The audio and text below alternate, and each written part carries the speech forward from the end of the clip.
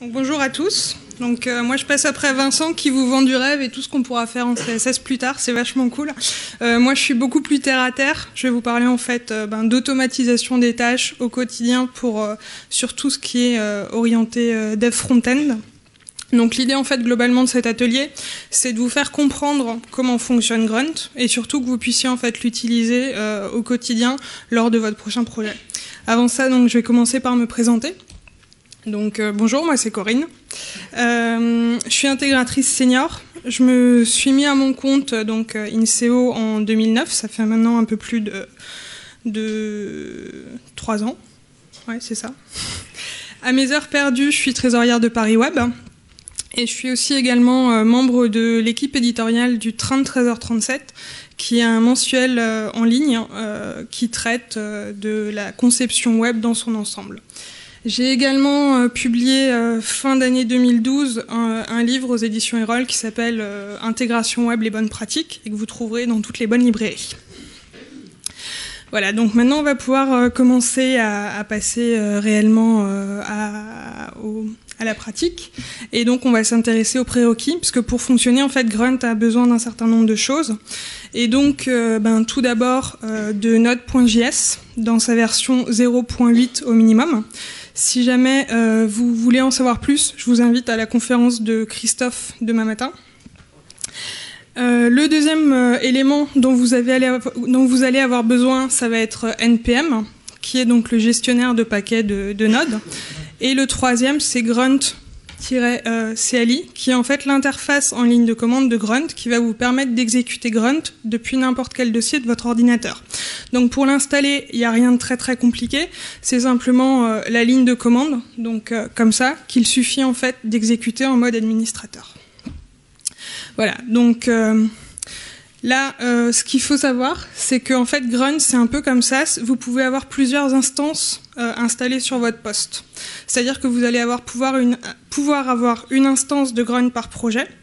C'est-à-dire que si vous avez différents projets avec différents besoins, vous allez charger les différents plugins et qu'une fois que vous aurez terminé votre projet, vous prenez simplement votre dossier projet, vous le mettez en archive et du coup, votre ordinateur n'est pas pourri par tout un tas de paquets ou de plugins dont vous n'avez pas besoin. Donc voilà, ça c'était le point de départ. Maintenant, je vous propose en fait de démarrer par exemple un nouveau projet. Alors pour fonctionner, Grunt a besoin de deux choses, deux fichiers, c'est package.json et gruntfile.js ou .coffee, c'est comme vous voulez. Donc on va commencer par créer le premier. Alors dans le fichier package.json, vous avez obligatoirement deux éléments à mettre.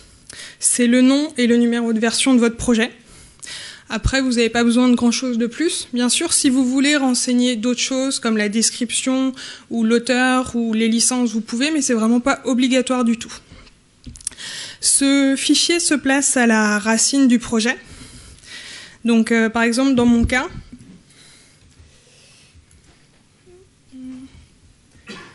alors, c'est bien le fichier 1. Par exemple, là, dans mon cas précis, donc, je suis dans le projet Blend 1.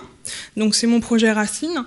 Mon fichier source, c'est toutes les sources du client. Et en fait, mon fichier www, c'est mon fichier de travail, mon dossier de travail dans lequel je vais avoir mes fichiers HTML, CSS et JavaScript. Hop. Voilà. Et donc, je place simplement package.json à la racine.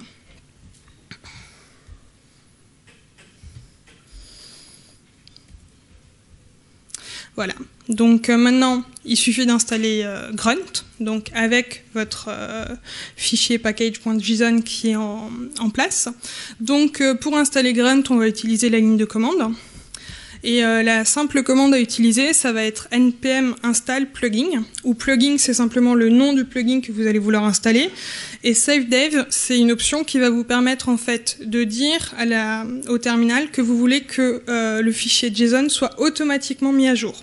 Parce que votre fichier package.json en fait, va lister toutes les dépendances qui vont être nécessaires à l'exécution des tâches Grunt. Donc ça va vous permettre en fait d'avoir quelque chose qui est automatiquement pris en charge sans que vous ayez besoin de le prendre en charge vous-même par derrière. Alors la liste des plugins qui sont disponibles en fait pour Grunt le sont à cette adresse-là. Vous pouvez bien sûr en créer vous-même, il n'y a pas de souci, c'est pas quelque chose de fermé, c'est quelque chose qui grandit au fur et à mesure.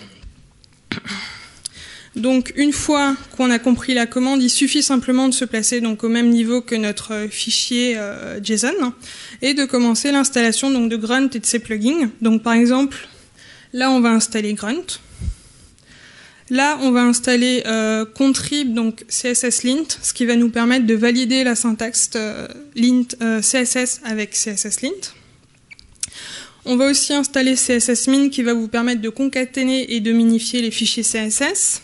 JSint, c'est l'équivalent de CSS_lint, mais pour JavaScript. Concat, c'est le plugin qui va vous permettre de concaténer tous les fichiers JavaScript. Et Uglify, c'est le fichier qui va vous permettre de minifier le résultat du fichier obtenu avec la commande concat. Et enfin, ImageMint, c'est simplement le plugin qui va vous permettre d'optimiser toutes les images. Donc là, en fait, si vous voulez, c'est une installation par défaut. Si vous avez, par exemple, un éditeur de texte tel que Sublime Text, je vous recommande d'installer, par exemple, JSint ou CSS_lint directement dans votre éditeur parce que ce sera plus rapide et plus performant d'avoir directement les avertissements dans la gouttière de votre éditeur que d'avoir quelque chose qui vient par derrière faire une moulinette pour avoir derrière les avertissements. Pareil, si vous utilisez SAS, je vous recommande d'exécuter SAS en arrière-plan dans une autre fenêtre de terminal, plutôt que d'aller chercher le plugin qui va concaténer, qui va en fait exécuter SAS au travers de Grunt, parce que du coup, vous allez avoir un imbriquement de plugins pour faire quelque chose que vous pourriez faire directement. Donc voilà, après c'est à vous de voir votre environnement de travail, mais vous n'avez pas toujours la possibilité en fait d'ajouter des plugins dans les éditeurs ou d'utiliser des préprocesseurs. Donc après, ça dépend vraiment de votre environnement de travail. Une fois qu'on a exécuté ça, on va en fait se retrouver avec un avertissement dans le terminal qui va vous dire que vous n'avez pas forcément de fichier README. Donc si jamais vous voulez rajouter un fichier README, faites-le. Dans le meilleur des cas, complétez-le, c'est toujours plus sympa. Sinon, sachez que c'est pas bloquant, il n'y a absolument aucun souci. Voilà, alors une fois que j'ai exécuté ça, si je jette donc un œil à mes dossiers de tout à l'heure, on remarque donc que j'ai un nouveau dossier qui s'appelle Node Module, qui contient les différents plugins en fait, que j'ai installés en ligne de commande. Donc les plugins ont été téléchargés dans le dossier Node Module qui a été créé, et mon fichier donc, qui se trouve là, package.js, vous remarquez en fait qu'on a une nouvelle propriété de liste de dépendances qui a été ajoutée dans mon fichier, et qui liste en fait tous les plugins que j'ai ajoutés automatiquement avec leur numéro de version derrière. Donc pareil, vous n'avez pas besoin de vous en charger, c'est automatique.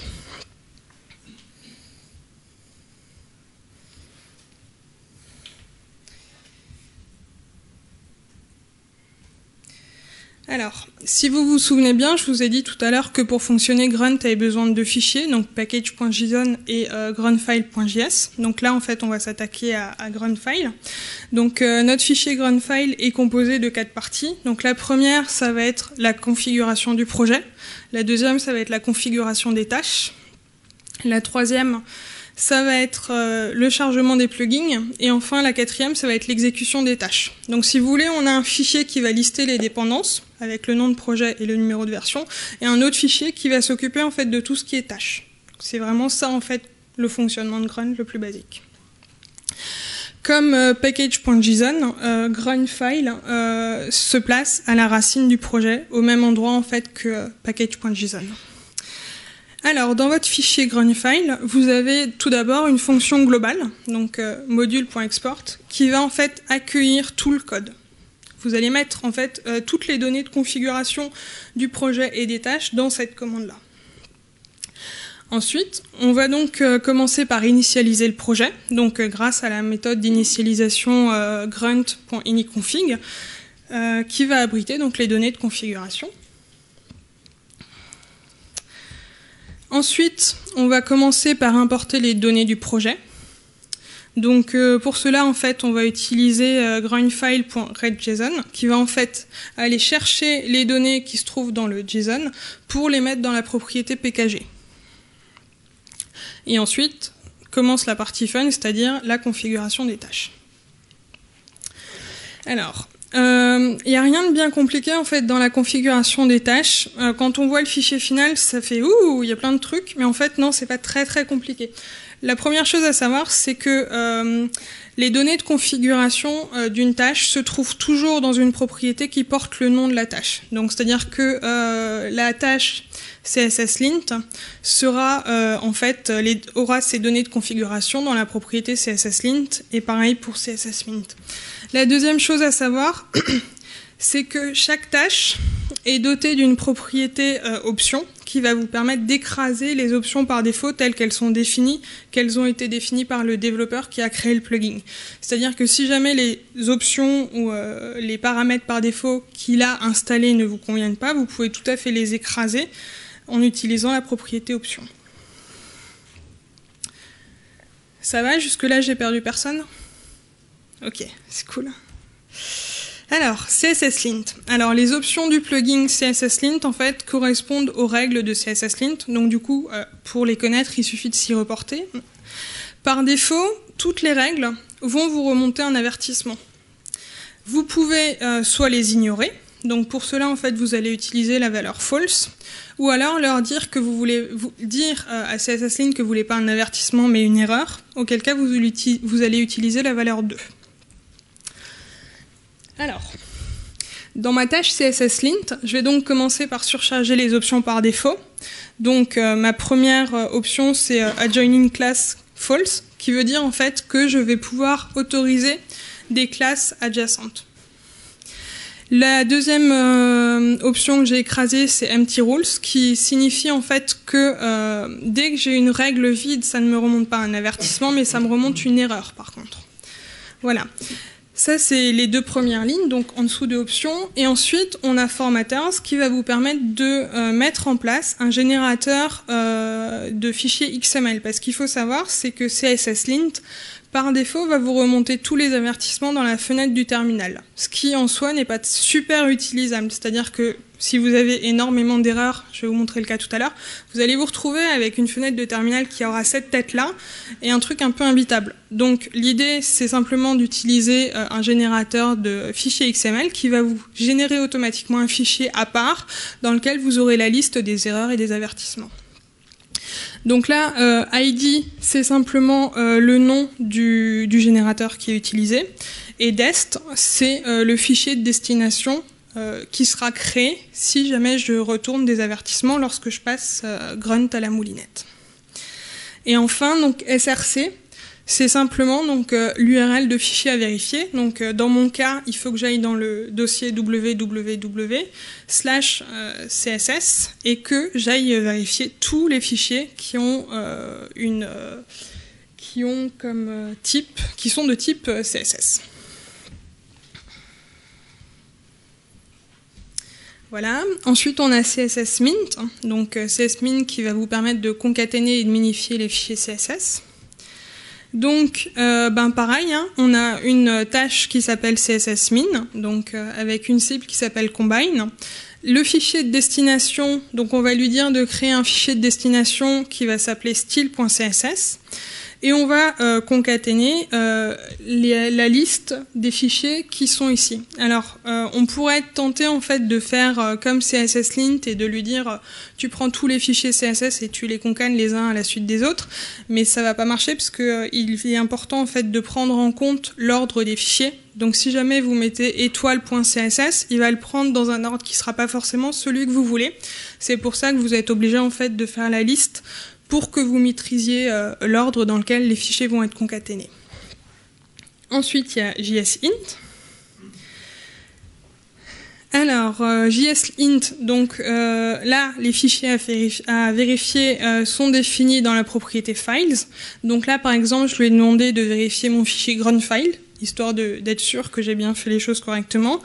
Et également de vérifier tous les fichiers JavaScript qui se trouvent dans le dossier JavaScript, qui se trouvent dans le dossier www. Et là aussi, j'ai surchargé les options par défaut en disant que ES3, Ça signifie en fait que, par exemple, mon projet doit prendre en compte IE7, IE8, et donc il doit respecter leurs normes ECMAScript 3. Donc là, du coup, je mets ES3 true. Indent 2, ça veut dire que mon code sera indenté de deux tabulations à la fois. Et undef true, ça veut dire en fait que je n'autorise pas les variables indéfinies. Enfin, on a globals, jQuery true, qui dit qu'en fait, les variables globales seront définies par jQuery, et si jamais il les trouve, qu'il ne considère pas qu'elles soient indéfinies. Ça, c'est juste pour le prévenir. Et donc là, comme pour CSSLint, on va utiliser un générateur de fichiers XML pour avoir une sortie qui soit un petit peu plus lisible qu'un fichier, qu'un terminal, qu'une fenêtre de terminal. Et donc, on va le mettre un fichier jsint.xml dans le dossier report. Donc là aussi, vous avez accès en fait à toutes les options de JSInt à travers le plugin contrib JSInt. Il n'y a pas de souci. Maintenant, il y a concat. Alors, contrairement à CSS, en JS, il va falloir faire deux étapes. Il va d'abord falloir concaténer et ensuite minifier, parce qu'il n'y a pas encore de plugin qui fait les deux à la fois.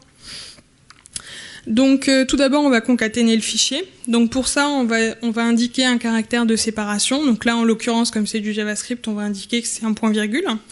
On va également indiquer la liste des fichiers à concaténer. Donc là aussi, l'ordre est important. Donc on commence par dire d'abord librairie et ensuite behavior. Et ensuite, on lui dit que le fichier de destination, ce sera script.js. Donc ensuite, on va avoir donc Uglify, qui va vous permettre donc de minifier le JavaScript. Alors, dans les options, on commence par insérer un en-tête qui va vous lister les fichiers qui ont été concaténés et minifiés, ainsi que la date et le jour. Donc, par exemple, ça va vous permettre, si jamais vous avez un problème de cache, de vérifier que le fichier JavaScript que vous êtes en train d'exécuter est le bon fichier. Ça peut être utile. Et surtout, ça va vous permettre en fait de vérifier que les fichiers qui ont été concaténés sont bien les bons. Donc là, vous remarquerez en fait que on utilise concat.10.src. En fait, c'est juste qu'on a la flemme, ou qu'on va pouvoir rajouter par exemple un fichier JS par ailleurs, on a la flemme de tout recopier, donc on va lui dire la liste des fichiers qui sont minifiés, en fait, c'est le résultat de la tâche de la concaténation. Si je reviens en arrière, là par exemple, donc j'ai la tâche concat. Je vais aller dans la propriété dist et je vais taper dans la propriété src. Et donc, il va aller chercher la liste des fichiers qui sont définis dans cette propriété-là. Donc, ça, c'est juste à titre indicatif. Hein. Comme vous le voyez, ce sera un commentaire. C'est pas nécessaire. Et ensuite, on a la propriété dist, donc avec la propriété files, qui va vous permettre de définir donc le fichier de destination. Donc dans mon cas, je l'appelle script.min.js, et je lui dis que le fichier à minifier, pareil, en fait, ça va être le résultat de la tâche concat, pour éviter en fait d'aller retaper le nom du fichier qui, si jamais il change, en fait, sera automatiquement mis à jour, pris en compte. Ça m'évite une erreur éventuelle. Voilà. Ensuite, on a donc ImageMint, qui, elle, va vous permettre d'optimiser automatiquement les images. Alors, ImageMint, on a d'abord donc une propriété dynamique qui va vous permettre de dire à Grunt que c'est un ciblage dynamique, c'est-à-dire que vous n'êtes pas obligé de lister toutes les images à prendre en compte et à optimiser. Vous allez pouvoir lui dire, en fait, je veux toutes ces images ici, de ce type-là, et dès qu'il y en a une en plus, tu la prends en compte. Donc c'est vraiment le ciblage dynamique, c'est quand même vachement plus cool que si vous étiez obligé de rajouter les noms d'images à la mano à chaque fois. Donc le mode de ciblage dynamique, on dit que c'est expand true. Ensuite, vous avez le dossier qui contient les images dans la propriété CWD. Le type des images à prendre en compte, donc c'est étoile.accolade PNG JPEG GIF accolade. Et enfin, le fichier de destination. Donc, dans mon cas, je lui ai dit, tu remets tout au même endroit. On ne se prend pas la tête. Maintenant, si vous voulez avoir les images d'origine, par peur de perte de qualité, séparées des images finales obtenues, vous pouvez tout à fait, en fait, mettre un dossier de destination différent. Il n'y a absolument aucun souci. Donc voilà, ça, c'était la plus grosse partie. c'est la définition, la configuration des tâches.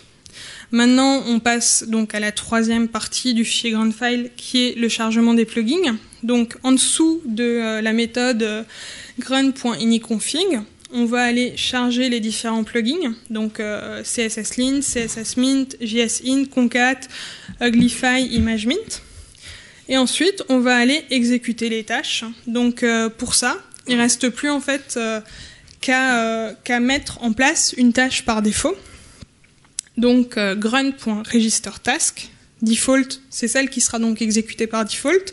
Donc ça, c'est la tâche globale, et on lui dit que cette tâche va exécuter tout un tas de petites tâches, à savoir CSSLint, CSSMint, JSInt, Concat, Uglify, ImageMint. Voilà. Donc là, maintenant, je vais vous faire la démo.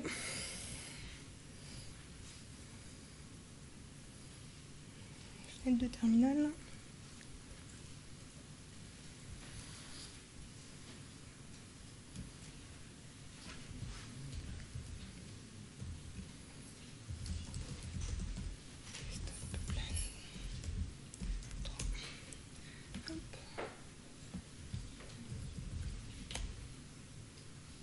Voilà.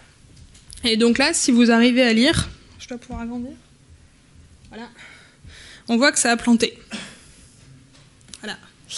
Là, en fait, vous avez une indication qui vous dit que l'exécution de la tâche globale n'a pas été faite jusqu'au bout parce qu'il y a des avertissements. En fait, CSSLint et JSInt, quand ils retournent des avertissements, donc qui est quand même le comportement par défaut, fait que votre tâche globale s'arrête, ce qui est un petit peu couillon. Ce qui fait que pour éviter ce comportement-là, on va simplement lui dire qu'on force l'exécution de la tâche et qu'on verra les avertissements après. Donc pour ça, en fait, on va utiliser l'option force.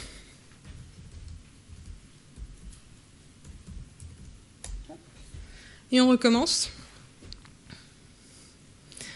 Voilà.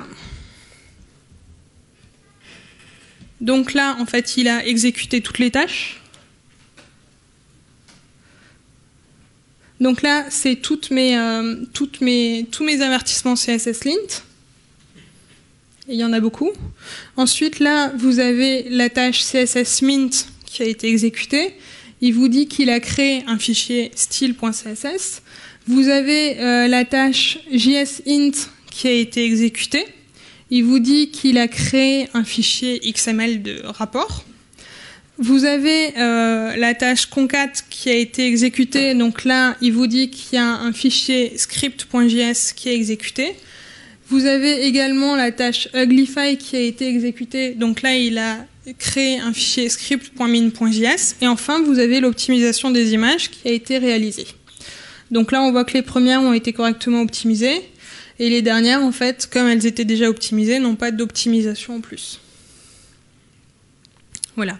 Et donc là, il est gentil. À la fin, il lui dit « J'ai bien exécuté ta tâche, mais fais gaffe, tu as quand même des avertissements qui traînent. » Alors, c'est lequel là ? Hop. Et donc là, si vous voulez, j'ai donc mon fichier mon dossier www, et à côté, j'ai donc un nouveau dossier qui s'appelle report avec csslint.xml et jsint.xml qui donc en fait va nous indiquer l'ensemble des avertissements qui ont été listés.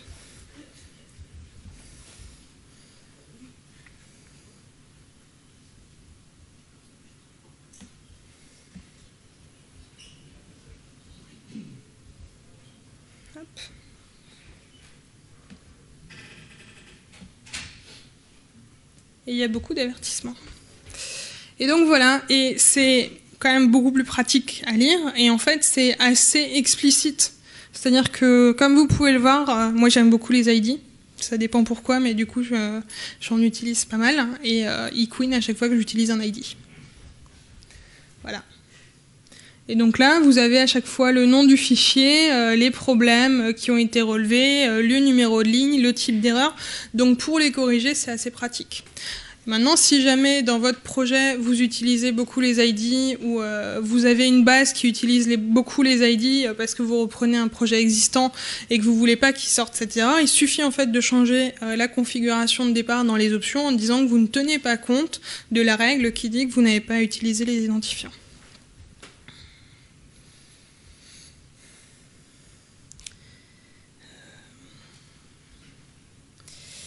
Donc voilà.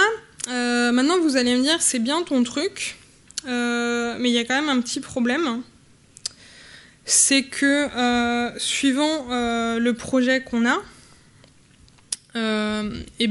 exécuter à chaque fois la concaténation des JS, les CSS et l'optimisation des images à chaque fois qu'on fait une modification, c'est pas forcément optimum, quoi. Parce que là, c'est aller vite, c'était des petites images, mais si c'est des grosses images, vous n'allez pas à chaque fois vous retaper une optimisation, un cycle d'optimisation des images à chaque fois que vous faites une modification, ce serait pas pertinent. Donc pour ça, en fait, vous pouvez personnaliser les tâches. Donc par exemple, vous pouvez personnaliser une tâche pour le développement. Donc, et une tâche pour la production. Donc par exemple pour le développement, vous allez dire je veux exécuter une tâche, les tâches qui sont CSS Lint, CSS Min, JS In, Concat et Uglify, et pour la prod, je ferai juste l'optimisation des images. Et donc du coup, vous allez pouvoir exécuter grunt dev ou grunt prod pour qu'il exécute en fait la tâche qui vous intéresse au moment qui vous intéresse. Donc là, en fait, vous pouvez vraiment séparer et personnaliser les tâches. Vous n'êtes pas obligé de tout avoir à chaque fois. Voilà.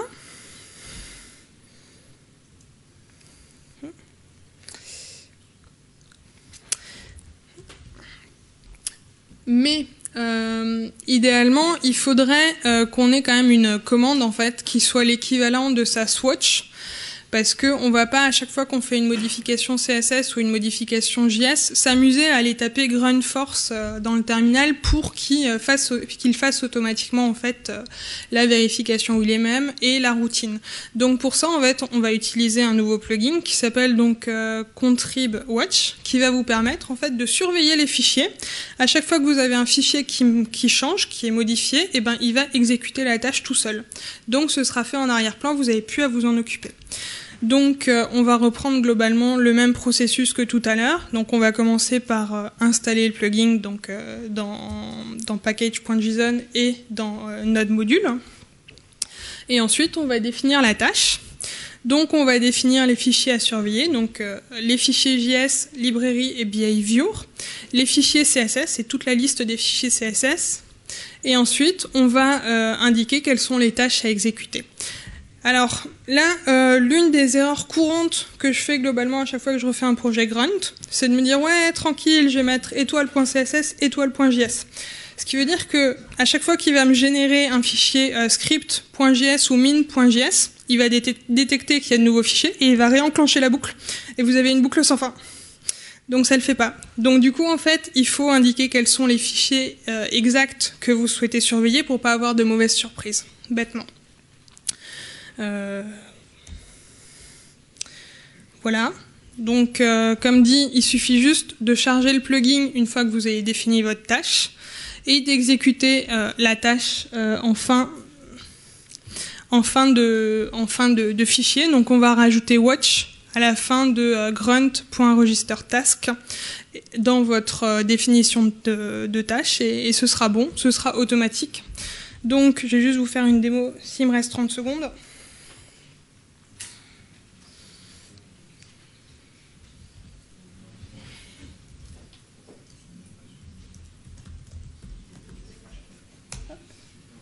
Voilà.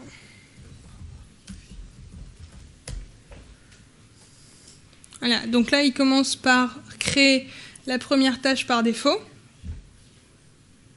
Et là, en fait, à la fin, il vous dit qu'il surveille les fichiers. Donc, waiting, donc il attend une modification. Et du coup, si je vais aller modifier un fichier, alors, je fais 4 CSS. Hop.